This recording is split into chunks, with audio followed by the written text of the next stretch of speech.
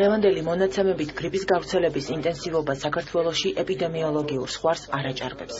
ამის შესახებ დაავადებათა კონტროლისა და საზოგადოებრივი ჯანმრთელობის ეროვნული ცენტრის დირექტორმა მედიის წარმომადგენლებთან განაცხადა. ამირან გამყრელიძის განმარტებით ბოლო 5 კვირის მანძილზე აღინიშნება გრიპის მაგვარი დაავადებების ინციდენტებისა და მწვავე რესპირაციული ინფექციებით ჰოსპიტალიზაციის წილის ზომიერი მატების ტენდენცია. ლაბორატორიულად გრიპის ვირუსის 255 შემთხვევა გამოვლინდა. მათ შორის 8 დასრულდა ლეტალურად. როგორც შეხვედრაზე გახდა ცნობილი, მომდევნო კვირებში მატების ტენდენციის გაგრძელება ლოგიკური იქნება და პრევენციის ზომების გამოყენება აუცილებელია.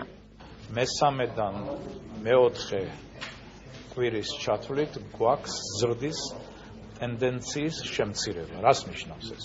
ეს ნიშნავს, რომ მეორედან მესამე კვირაზე ჩვენ გვქონდა ავადობის მაჩვენებლის ნახტომისებური ზრდა დაახლოებით 90 ერთეულით, როცა 258-დან გაიზარდა 332-მდე მაჩვენებელი, ხოლო მესამედან მეოთხე კვირაში ეს მაჩვენებელი გაიზარდა მხოლოდ 25 ერთეულით. ანუ ადგილი აქვს ზრდის ტენდენციის შემცირებას. ცირკულირებს ქვეყანაში, ისევე როგორც ევროპის ძალიან ბევრ ქვეყანაში H1N1 დომინირებს.